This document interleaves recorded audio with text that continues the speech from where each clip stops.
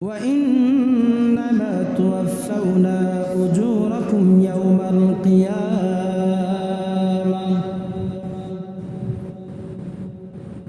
فمن زحزح عن النار وأدخل الجنة فقد فاز وما الحياة الدنيا إلا متاع الغرور আল্লাহ পাক রব্বুল আলামিন বলেন, বান্দারে দুনিয়ার মধ্যে যারা সৎ কর্ম কইরা যাবে, আমার গোলামি কইরা যাবে, আমার সাথে কোনোদিন নাফরমানি করবে না, বিশ্বাসঘাতকতা কোনোদিন করবে না,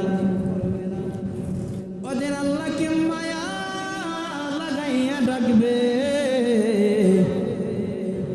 আমি আল্লাহ হাসরের ময়দানে কিয়ামতের দিন আল্লাহ পাক রব্বুল আলামিন বলেন, বান্দা হাসরের ময়দানে আমি আল্লাহ বলবো, ফামান যুহজিহা আনিন নার, ওদেরকে জাহান্নামের কাছ থেকে আলাদা করে দাও, পৃথক করে দাও, পৃথক করে দাও। সুবহানাল্লাহ বলবেন। এই বান্দা, তোর জন্য আমার জন্য আল্লাহর কি মায়া রে, কত দয়া। ফামান যুহজিহা আনিন নার, মায়া লাগাইয়া লাগাইয়া আল্লাহ সেই দিন ডাকিয়া ডাকিয়া বলবে, গোলাম এ ফেরেশতা, আমার প্রত্যেক নেক কর্মওয়ালা বান্দাদেরকে জাহান্নামের আশপাশ থেকে পৃথক করিয়া দাও, ওয়া উদখিলাল জান্নাতা ফাকাদ ফাজ, তাদেরকে জান্নাতে প্রবেশ করিয়া দাও, জান্নাতে প্রবেশ করিয়া দাও। কত মায়া লাগাইয়া আল্লাহ ডাকবে, এই বান্দা তোদের মায়ার মধ্যে আমি আল্লাহ কোনো কমতি দেই নাই, অনেক মায়া কইরা দয়া কইরা মানুষ তাদেরকে বানাইছি, বিন্দু পরিমাণ তোদের বানানোর মধ্যে কোনো কমতি আমি আল্লাহ দেই নাই রে বান্দা। আমি আল্লাহ ফেরেশতাদেরকে ডাক দিয়ে বলছে, ফেরেশতা, বান্দার শরীরটা মায়া লাগাইয়া সুন্দর করিয়া গঠন করবা, পুরা বডিটাকে গঠন করে দাও, বান্দার গলা থেকে মাথা পর্যন্ত বান্দাকে তোমরা গঠন করবা না। ফেরেশতা ডাক দিয়ে বলে, মালিক, পুরা বডিটাকে আমরা ফেরেশতা গঠন করিয়া দিব, এই মুখটা মাথাটা কেন আমি আল্লাহ ফেরেশতা? বলেন, আল্লাহ কেন বান্দার এই মাথাটাকে আমরা গঠন করব না, পুরা বডিটাই তো গঠন করিয়া দেব। আল্লাহ বলেন, ফেরেশতা, বান্দার বডিটাকে মায়া লাগাইয়া গঠন করবা, কিন্তু বান্দার জবানটা, কপালটা, বান্দার মুখটা আমি আল্লাহ নিজ হাতে গঠন করিয়া দিব। কত মায়া লাগাইছে রে বান্দা, এই মাওলার মতো মায়ার আল্লাহর কেউ নাই, এই আল্লাহর মতো দয়ার আল্লাহর কেউ নাই রে বান্দা। কেমন করিয়া দুনিয়ার মোহ মায়ায় পইরা ওই সৃষ্টি কর্ণওয়ালাকে ভুইলা গেছো, যে জমিনটা তোমার জন্য আল্লাহ বানাইছে, যে আসমানটা তোমার জন্য আল্লাহ বানাইছে, কেমন কইরা আল্লাহর নিয়ামতগুলোকে তুমি অস্বীকার করতেছ, কেমন করে অস্বীকার করতেছ? আল্লাহ বলেন, ফাবিআই আলাই রাব্বিকুমা তুকাজ্জিবান, কেমন করিয়া তোমরা আমার নিয়ামতকে অস্বীকার করো? এই বান্দা, একটা বারের জন্য চিন্তা কর, মায়া লাগাইয়া আসমানের মালিককে ডাক দে, আল্লাহ আল্লাহ আল্লাহ। জিন্দেগিতে এমন কোনো গুনাহ নাই আমি করি নাই, জমিনের উপর এমন কোনো নাফরমানি আমার দ্বারা হয় নাই, আসমানের নিচে এমন কোনো গুনাহ নাই আমার দ্বারা হয় নাই। রাতের আধারে বান্দা চোখটা মেলাইয়া উঠিয়া ফজরের নামাজের আগ মুহূর্তে ওযুটা বানাইয়া সিজদার মধ্যে পড়িয়া যাও, সৃষ্টি কর্ণওয়ালাকে মায়া লাগাইয়া আল্লাহ আল্লাহ পড়িয়া ডাক দে, আল্লাহ, এই বান্দা জোরে ডাক দে,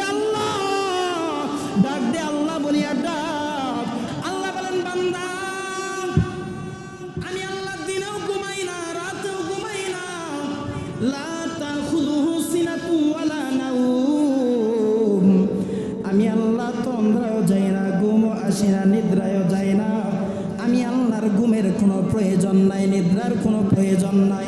সমস্ত মানুষ যখন ঘুমাইয়া যায়, আমি আল্লাহ নিজে বান্দাদেরকে পাহারা দেই। আর বান্দা যখন ঘুমায়, আমি আল্লাহ পাহারা দেই। বান্দার নিঃশ্বাস আপ ডাউন করে কি করে না, আমি আল্লাহ পাহারা দেই। বান্দার নাক থেকে যখন নিঃশ্বাসটা বের হয়, ওই বান্দার নিঃশ্বাসটা আমার কাছে জিজ্ঞাসা করে, হে আল্লাহ, আমি বের হইলাম আপনার হুকুমে, আপনি যদি আদেশ করেন আমি আবার আপনার বান্দার ভিতরে প্রবেশ করব।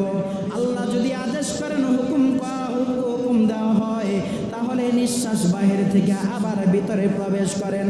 আল্লাহর হুকুম ছাড়া দুনিয়ার মধ্যে কিছুই নড়ে না, আল্লাহর হুকুম ছাড়া দুনিয়ার মধ্যে কিছুই কাজ করে না। বান্দা দুনিয়ার মধ্যে গাছ গাছলা তরুলতা যা আছে সমস্ত কিছু আল্লাহর জিকির করে। কোন কিতাবের মধ্যে লেখেন, ওই কুকুরের দিকে তাকাইয়া দেখো, কুকুরের যখন জিকির বন্ধ হয়ে যাবে তখন কুকুর দুনিয়া থেকে বিদায় হয়ে যাবে। গাছ গাছলা তরুলতার যখন জিকির বন্ধ হয়ে যাবে, গাছ গাছলা তরুলতা দুনিয়া থেকে বিদায় হয়ে যাবে। আল্লাহ বলেন, বান্দারে, সমস্ত জমিনের গাছগুলো আমাকে মায়া লাগাইয়া ডাকে। বান্দা তোকে এত মায়া কইরা বানাইছি, কিন্তু বান্দা তুই একটা বারের জন্য আমাকে মায়া লাগাইয়া ডাকতে জানো না, ডাকতে পারো না। রাতের আধারে বান্দা, সমস্ত মানুষ যখন ঘুমাইয়া যায়, আমি আল্লাহ ঘুমাই না, আমি আল্লাহ জাগ্রত থাকি, তোকে মায়া লাগাইয়া ডাকে।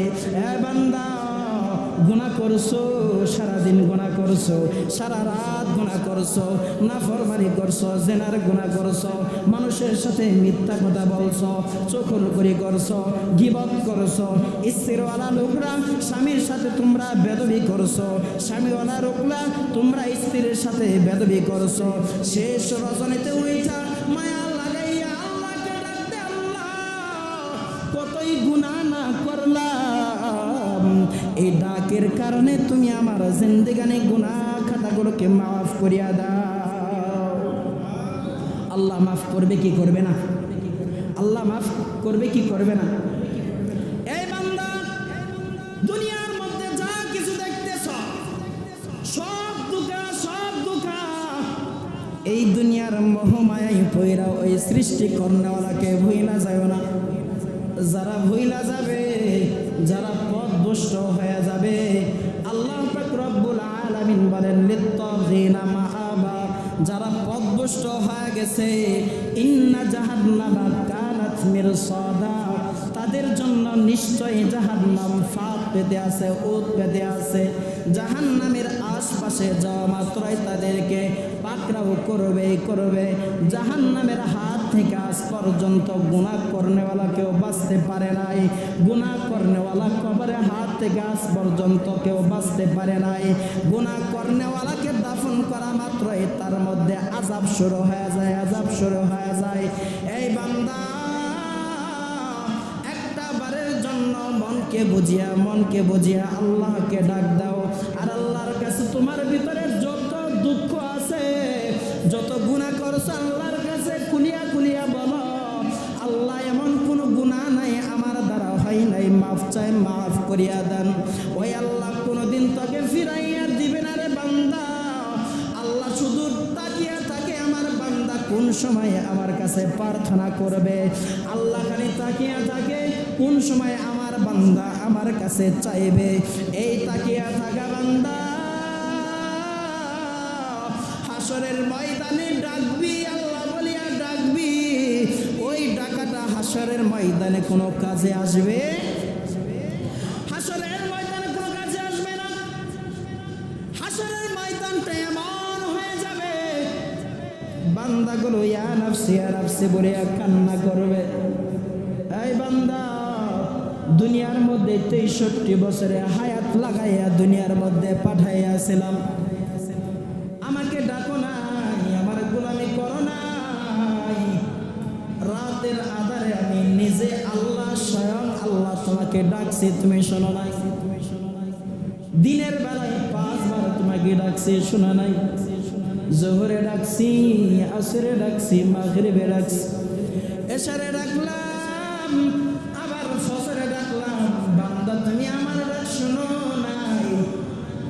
হাসরের ময়দানে এমন হয়ে গেছে, বারবার ডাকবা কিন্তু আমি আল্লাহ তোমার ডাকে সাড়া দেব না। বারবার ডাকবে কিন্তু সাড়া দেবে না। এই দুনিয়া কিছুই না বাজান। এখন থেকে যদি নিজেকে না গোছান, নিজের আমলকে না তৈরি করেন, আমল যদি না বাড়ান, এমন একটা সময় আসবে আল্লাহর নামটা মুখে আসার সময় পাবেন না। এই কোনার দিয়ে এই পাশে এসে বসে, এই পাশে এসে বসে আল্লাহর নাম জপার সময় পাইবেন না। মালাকুল মাউত এমন এক জিনিস, এই বান্দা, মালাকুল মাউতটা এমন একটা জিনিস, গুনাহগারকে যখন জান কবজ করতে আসবে, এদিকে লক্ষ্য করি বাজা, গুনাহগারের যখন জান কবজ করা হবে, এই গুনাহগার আজরাইলের আকৃতিটা ভিন্ন রূপ ধারণ করবে। কি রূপ ধারণ করবে? আওয়াজ দেন, কি রূপ? ভিন্ন রূপ ধারণ করবে। এত ভয়ঙ্কর। ইব্রাহিম আলাইহিস সালামের যখন মালাকুল আজরাইল আলাইহিস সালাম জান কবজ করতে আসে, ইব্রাহিম আলাইহিস সালাম ডাক দেবে, আজরাইল, আমার জানটা যেহেতু তুমি কবজ করবা, তাহলে শুনিয়া লও, গুনাহগারের যখন জান কবজ করো, ওই গুনাহগারের জান কবজ করার সময় আজরাইল তোমার আকৃতিটা কেমন, রূপ কেমন, সুরত ধারণ করে একটু যদি দেখাই থাকে। আজরাইল আলাইহিস সালাম ডাক দেওয়ালে, আল্লাহর নবী ও পয়গম্বর, গুনাহগারের যখন জান কবজ করা হয়, ওই সূরাটা যদি আমি আজরাইল ধরি, নবী পয়গম্বর, আপনি নবী হইয়াও সহ করতে পারবেন না, বেহুশ হয়ে যাবেন। গুনাহগারের জান কবজ করার সময় কেমন কঠিন আকৃতি, কেমন রূপ ধারণ করবে। ইব্রাহিম আলাইহিস সালামকে বলে, নবী পয়গম্বর, আপনার সামনে যদি গুনাহগারের জান কবজ করার সময় যে আকৃতি সুরতটা ধরা হয়, বেনামাজির জান কবজ করার সময় যে সুরতটা ধরা হয়, ওই সুরতটা যদি আপনার সামনে এখন লই, তাহলে আপনি নবী হইয়াও সহ করতে পারবেন না, সহ্য করতে পারবেন না, বেহুশ হয়ে যাবেন। ইব্রাহিম আলাইহিস সালাম ডাক দেয়া বলে, মালাকুল মাউত, সমস্যা নাই, তুমি তোমার সুরত ধরো, আমি প্রস্তুতি করতেছি, প্রস্তুত আছি। কে বলে এই কথা? কে বলতেছে? ইব্রাহিম আলাইহিস সালাম বলতেছেন, তুমি তোমার সুরত চেঞ্জ করো, আমি প্রস্তুতি নিতেছি। আজরাইল আলাইহিস সালাম ডাক দেয়া, নবী পয়গম্বর, আপনার গোটা বডিটাকে আপনি অন্যদিকে ঘোরান। ইব্রাহিম আলাইহিস সালাম অন্যদিকে ঘুরে তাকাইলেন। কিছুক্ষণ পরে আজরাইল আলাইহিস সালাম ডাক দেয়া, ও নবী পয়গম্বর, আমার দিকে ঘুরিয়া তাকান। ইব্রাহিম আলাইহিস সালাম যখন আজরাইল আলাইহিস সালামের দিকে ঘুরে তাকাইলেন, তাকানোর সাথে সাথে ইব্রাহিম আলাইহিস সালাম বেহুশ হয়ে জমিনের মধ্যে পড়ে গেছে। কিতাবের মধ্যে লেখেন, এই যে জমিনের মধ্যে পড়ে গেলেন, আজরাইল আলাইহিস সালামের সুরতটা দেখা যখন তাকাইয়া দেখলেন, আজরাইল আলাইহিস সালামের চোখ দ্বারা আগুনের ফুলকি বের হইতেছে, কান দ্বারা আগুনের ফুলকি বের হইতেছে। এত ভয়ঙ্কর চেহারা নবী হইয়া সহ্য করতে পারে নাই, আর তুমি আমি গুনাহগার বান্দা হইয়া কেমনে সহ্য করব? এই বান্দা, এত পরিমাণ গুনাহ করছি, অন্তরটা একদম কালো হয়ে গেছে। একটা ওয়াক্ত আল্লাহর কদমে সেজদা ফালাই নাই, আল্লাহকে ডাকি নাই, মায়া লাগাইয়াও কোনো দিন ডাকি নাই, সময়ও আপনার আমার হয় নাই। এই গুনাহগার বান্দার যখন আমার মতো গুনাহগারের যখন জানটা কবজ করার জন্য চলে আসবে, তখন মালাকুল মাউতের আকৃতি দেখা নবী তো বেহুশ হয়ে গেছিল। আমার মনে হয় তার আকৃতি দেখলে আমার মতো মানুষের তার জান কবজ করা লাগবে না, তার আকৃতি দেখা এমনি এমনি আবার রূহটা বের হয়ে যাবে। এই বান্দা, মৃত্যুকে ভয় করো, আল্লাহকে ভয় করো, জাহান্নামকে ভয় করো। মালাকুল মাউত কোন সময় আসে যাবে এটা কেউ টের পাইবে না, কেউ বুঝবে না। মৃত্যু সবার জন্যই অবধারিত।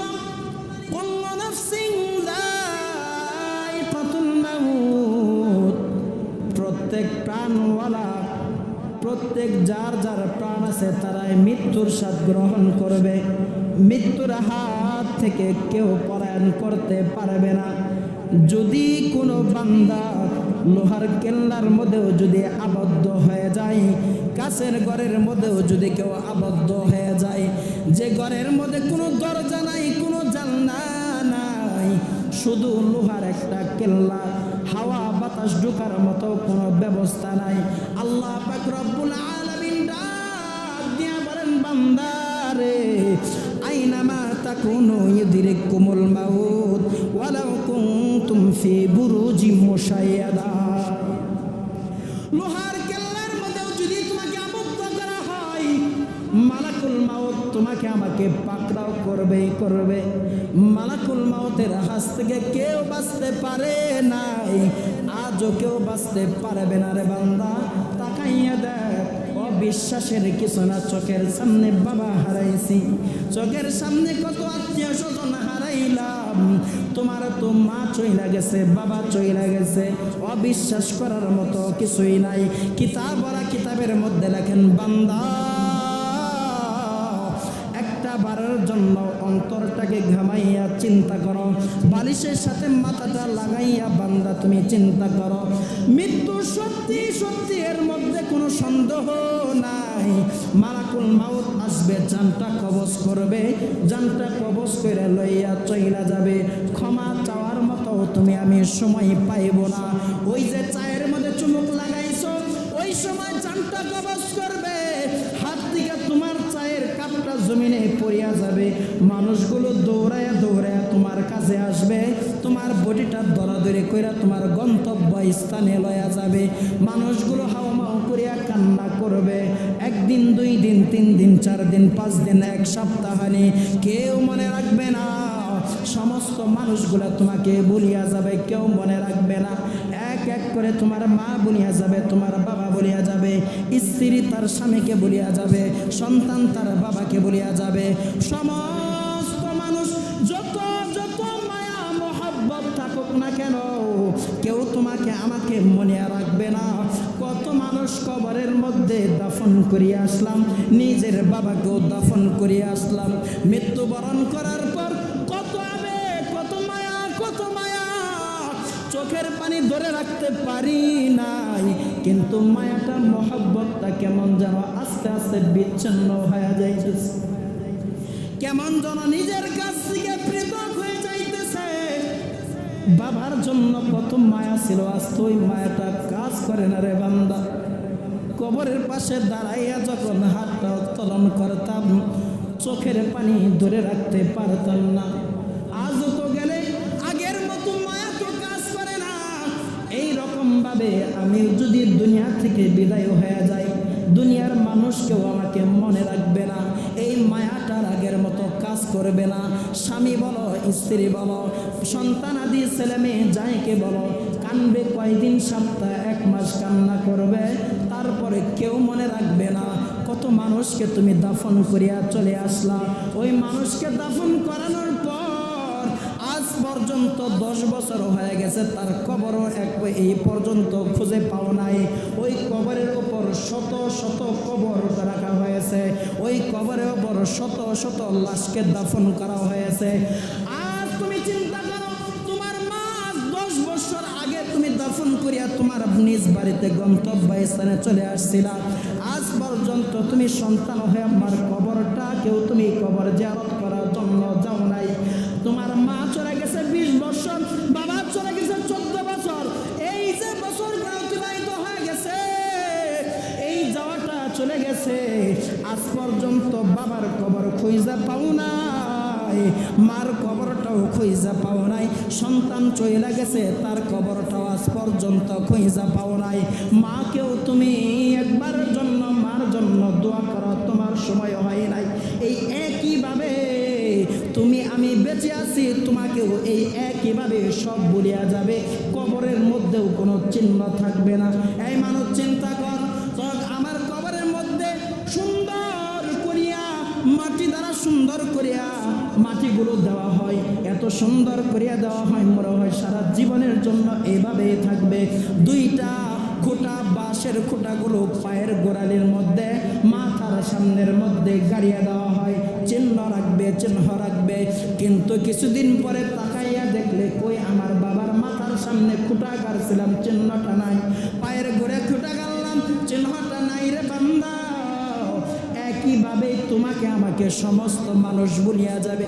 চিন্তা কর, এই যে মায়ার দুনিয়া, রঙিন দুনিয়া, কেমন করিয়া ত্যাগ করবা জাননি জাননি। এই মায়ার দুনিয়াটা এত মহব্বত থাকবে, এত ভালোবাসা থাকবে। এই মায়ার দুনিয়ার পিছনে এমনভাবে ছুটতেছি, এমনভাবে এই মায়ার দুনিয়াটা জপনের মধ্যে, মুখের মধ্যে আমরা জপতেছি, দুনিয়া দুনিয়া দুনিয়া দুনিয়া। এই দুনিয়া আপনাকে আমাকে কিছুই দিবে না রে বান্দা, এই মায়ার দুনিয়া আপনাকে আমাকে কিছুই দিবে না।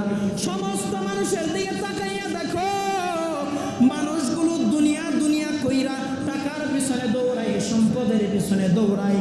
এই মানুষগুলিয়া দুনিয়া দুনিয়া করিয়া দুনিয়ার পিছনে দৌড়ায়, কিন্তু দুনিয়া তো আমার সামনে না, সামনে তো আমার আখিরাত আসতেছে।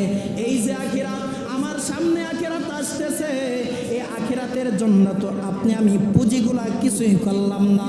আপনার আমার আমলের মধ্যে, আপনার আমার আমলের মধ্যে নেকি নামা তো কিছুই নাই রে বান্দা। এই যে দুনিয়া দুনিয়া কইরা দুনিয়ার পিছনে ছুটতাছো, এই দুনিয়া তো আমাকে রাইখা পিছনে পলায়ন করতেছে, সামনে তো আখিরাত আমার দিকে এগিয়ে আসতেছে। এই যে আখিরাত আসতেছে, আখিরাত সামনে আসা গেলেই মালাকুল মাউত আইসা জানটা কবজ করে লইয়া চইলা যাবে। তোমাকে আমাকে সাদা কাপড় দিয়া, 3 টুকরা কাপড় দিয়া দাফন করিয়া মুড়িয়া পায়ের গোড়ালির মধ্যে মোড়াইবে, মাথার মধ্যে মোড়াইবে। এই যে কবরস্থান করতেছ, এই কবরস্থানের মধ্যে তোমাকে আমাকে দাফন করিয়া দিবে। তোমার সন্তান কিছুদিনের জন্য এই বাড়ির পাশে কবরস্থান, মসজিদের পাশে কবরস্থান হয়ে যাইতেছে, এই জায়গায় দাফন করিয়া দিবে। কোনো সময় তোমার সন্তান বাড়ির কাছরাই দাঁড়াইয়া হাউমাউ করিয়া কান্না করবে প্রথম কয়েকদিন। বাবা, দুনিয়ার মধ্যে রাতের বেলায় ঘুমাইয়া যাইতাম, এই যে ঘুমাইতাম, বাবা তুমি কোনো চাকরিতে দিকে চাকরিওয়ালা জীবী বাবা যখন আসতো, ওই সন্তানকে মায়া লাগাইয়া লাগাইয়া ডাকতো, সন্তান, স্ত্রী কই আছো কই, আমার ঘুমানওয়ালা সন্তানটাকে তুমি জাগ্রত করিয়া দাও। কত ফল ফল আল্লাহ আমার সন্তানের জন্য, কত কলা রুটি আল্লাহ আমার সন্তানের জন্য। আমার সন্তানকে খাওয়াইয়া আবার আমার সন্তানকে মাথাটা বুলিয়ে আবার ঘুমাইয়া দাও। এই যে সন্তান বাবার কথাগুলো মনে করিয়া করিয়া কান্দে, বাড়ির বুকালে কবরস্থান করছো, এই কবরস্থানের দিকে তাকাইবে আর কান্না করবে তোমার সন্তান। ফজরের নামাজটা আদায় করিয়া তোমার সন্তান কবরের পাশে যাইয়া হাত উত্তোলন করিয়া দোয়া করবে আর ডাক দিয়া বলবেন, রব্বির হামহুমা কামা রব্বায়ানি সগীরা। সমস্ত কবরওয়ালার মধ্যে যত বাবা দাফন হয়ে গেছে, তাদের জন্য বলবে রব্বির হামহুমা কামা রব্বায়ানা সগীরা।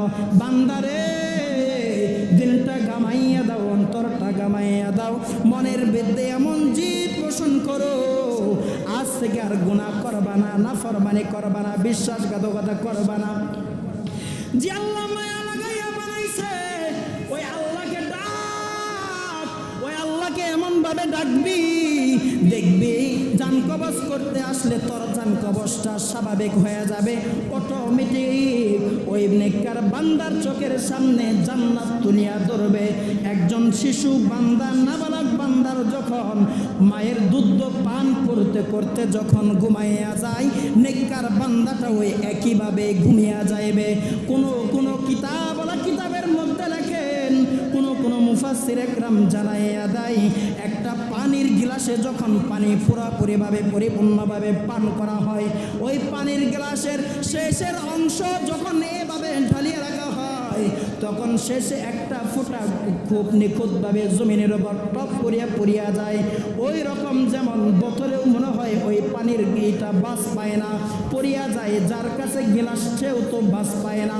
ওই একইভাবে নেককার বান্দার জানটা কবজ করিয়া লইয়া চইলা যাবে। এই বান্দা, নেককার বান্দার যখন জানটা কবজ করিয়া লইয়া চইলা যাবে, বান্দাকে যখন চার পাওয়ালা পালকের মধ্যে উঠাইয়া কবরবাসীর দিকে রওনা হয়ে যাবে, পড়বে কালেমায়ে শাহাদাত, পড়বে কালেমা, সন্তান আদি সমস্ত তোমার আত্মীয় স্বজন চার পাওয়ালা পালকের মধ্যে চারপাশে দইরা কবরবাসীর দিকে ওই কালেমা পড়তে পড়তে কবরবাসীর দিকে রওনা হয়ে যাবে। এই বান্দা, তোমাকে আমাকে যখন কবরের মধ্যে দাফন করিয়া দিবে, এই দুইজন মালাকুল, দুইজন ফেরেশতা আয়েশা তোমাকে আমাকে জিজ্ঞাসা করবে, মান রব্বুকা মান দীনুকা ওয়া মান নাবিয়্যুকা। যদি বান্দা নেককার হয়ে থাকো, তাহলে তোমার ঠিকানা হবে জান্নাত, তোমার কবরটা প্রশস্ত হয়ে যাবে।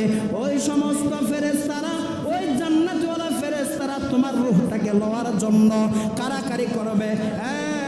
ফেরেশতারা, তোমরা আমাকে এই নেককার বান্দার রূহটাকে আমার হাতে তুলিয়া দাও, তার বডিটাকে আমার হাতে তুলিয়া দাও।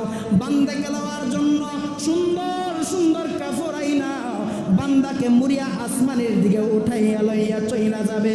আসমানের ফেরেশতারা ডাক দিয়া মায়া লাগাইয়া ডাকবে, কে রে, কে এমন কেমন বান্দা আল্লাহর গোলামকে লইয়া যাও, এত সুন্দরভাবে জানটা কবজ করছো, মায়া লাগাইয়া কবজ করছো, এই বান্দাকে কই লইয়া যাও রে, কই লইয়া যাও। ওই ফেরেশতা গুলিয়া ডাকিয়া বলবেন, ওই আরশের মধ্যে লইয়া যাওয়া হইতেছে। তারা বলবে, আমার হাতে ধরিয়া দাও। তারা বলবে, না না না, আমরা আল্লাহর দরবারে লইয়া যাইব।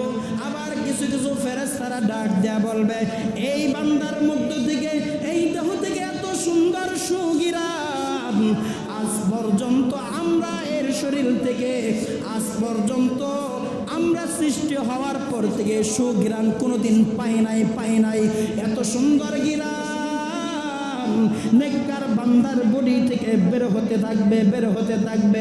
গুনাহগারের যখন জানটা কবজ করে লইয়া চইলা যাবে, দাফন করিয়া দেবে, তাকে প্যাকেট করানোর জন্য ছালার বস্তা লইয়া আসবে, পাটের বস্তা লইয়া আসবে, মুরাইয়া যখন আসমানের দিকে লইয়া যাইবে, ফেরেশতারা দূর করিয়া তাড়াইয়া দেবে, গিন্না করে বাঁচবে না। তারা বলবে, এই কাকে লইয়া যাও, এর মধ্যে এত দুর্গন্ধ, এই দুর্গন্ধ কোনোদিন আমরা বাস পাই নাই, কোনোদিন আমাদের নাকি আসে নাই, এত দুর্গন্ধ, একে যে জায়গায় থেকে লয়ে আসছো সেই জায়গায় আবার তোমরা দাফন করিয়া চলে আসো। গোলাম রে, তার আমার অবস্থা যদি এই গুনাহগারের কাতারে পইরা যায়, বান্দার কি হবে সেই দিন অবস্থা? এই বান্দা, একটু চিন্তা কর, আপনার আমার জানটাকে কবজ কইরা লইয়া চইলা যাবে, বান্দাগুলো বারবার কাকুতি মিনতি করবে, কোনো কাজে আসবে না রে বান্দা। এই গুনাহগারের জানটা কবজ করবে, বস্তার মধ্যে লইয়া মরাইয়া যখন উঠিয়া লইয়া চইলা যাবে, দূর করে আসমানের ফেরেশতারা তাকে তাড়াইয়া দিবেন। আপনার আমার অবস্থা যদি এই গুনাহগারের কাতারে পড়িয়া যায়, তাহলে বান্দারে, আপনার আমার দেহটা এইভাবে বস্তার মধ্যে মোড়াইবে। দেখবেন যারা গরু পালে, গাভী পালে, তারা গরুর জন্য খাদ্য ঘাস সুন্দর কইরা পারিয়া বারে বরে, ঠিক না? বস্তার মধ্যে, পাটের বস্তার মধ্যে হিলাইয়া ওটার ভিতরে ঘাস ভরে বইরা কাঁধে কইরা মাথায় করে লইয়া চলে। আপনার আমার অবস্থা সে একই রকম হবে। আপনাকে আমাকে দাফন করে আসবে, দাফন করে আসার পর ওই গাছের বস্তার মতো মুড়াইয়া কাঁধে করে আসমানে নিয়ে যাবে, কিন্তু আসমানে যাইতে পারবে না, দূর দূর করে তাড়াই দিবা। কি দুঃখ! এই এত সুন্দর বডি, এত সুন্দর দুনিয়া, এই রঙিন পৃথিবীর মধ্যে, এই মোহমায়ার মধ্যে এমনভাবে পয়রা গেছি আমরা, এমনভাবে এই দুনিয়াটাকে আঁকড়িয়ে ধরেছি, আর ভোলা যায় না দুনিয়াটাকে। এই দুনিয়া বিদায় হবে, দুনিয়া ত্যাগ করতে হবে, দুনিয়ার স্বার্থপর। এই দুনিয়া আপনাকে আমাকে টিকে রাখবে না, দুনিয়ার মধ্যে ঠাঁই দেবে না। আপনি আমি মৃত্যুবরণ করার পর আপনাকে আমাকে দোয়ানের জন্য সবাই ব্যস্ত হয়ে যায়। কেউ কেউ বলবে জোহরের নামাজের পর, কেউ কেউ বলবে আসরের নামাজের পর, আবার কোনো কোনো বান্দা বলবে যত তাড়াতাড়ি দাফন করা যায় করিয়ে দাও, লাশটা এখন আর রাখা, বেশিক্ষণ রাখা ঠিক হবে না। বলে না? বলে কি? বলে। আমার বাবা যখন মৃত্যুবরণ করলো, কেউ কেউ আমার সামনে বলল বেশিক্ষণ রাখা ঠিক হবে না, দাফন করিয়ে দাও।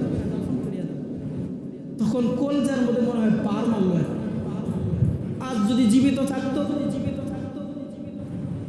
এরকম করে কেউ বলতো না, কেউ বলতো না এরকম কইরা। এই নিথর দেহ থেকে রুহটা বার হওয়ার কারণে আজ বাবার লাশটা একদম অবহেলিত হয়ে গেছে।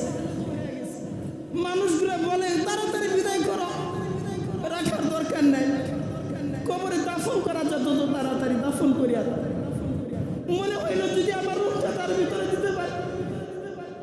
আপনার আমার অবস্থা একই রকম হবে, একই রকম হবে আপনার আমার অবস্থা।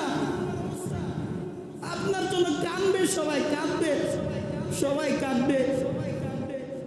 কিছু অংশ লোক বলবে তাড়াতাড়ি দাফন করো, তাড়াতাড়ি। আজ আমরা দুনিয়ার মোহমায় পইরা, দুনিয়ার মহাব্বত এমন ভাবে আপনি আমি আঁকড়িয়ে ধরছি যে মায়াটা আর ছাড়তে পারি না, মায়াটা ছাড়তে। আজরাইল আলাইহিস সালাম ডাইরেক্ট এক বান্দার ঘরের সামনে, দরজার সামনে এসে দাঁড়িয়ে গেছে। কি করে গেছে? দাঁড়িয়ে গেছে। ওই বান্দাটা সব সময় কাঁধে একটা গামছা লইয়া, সবজিওয়ালা লোক, সবজি বিক্রেতা, মাথায় সবজি লইয়া, কাঁধে গামছা লইয়া ব্যবসা করতেন, সবজি বিক্রি করতেন। যখন নামাজের সময় হয়ে যাইতেন, ওই গামছাটা বিছাইয়া নামাজ আদায় করে নিতেন। এত ইমানদার ব্যক্তি তিনি। সবজি চাষ করে, সবজি বিক্রেতা, সবজি বিক্রি করে। তিনি যদি ইমানদার হতে পারে, মুত্তাকিন হতে পারে, তাহলে তুমি আমি ব্যবসা বাণিজ্যের মধ্যে থাইকাও কেন ইমানদার হতে পারবো না? কেন পারবো না?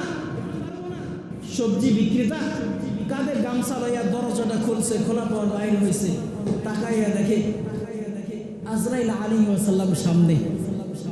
তখন আপনার আমার অবস্থা, যদি আপনার আমার সামনে জান কবজ করে আগে এসে চুপ দাঁড়ায়, কি অবস্থা হবে? কি অবস্থা হতে পারে?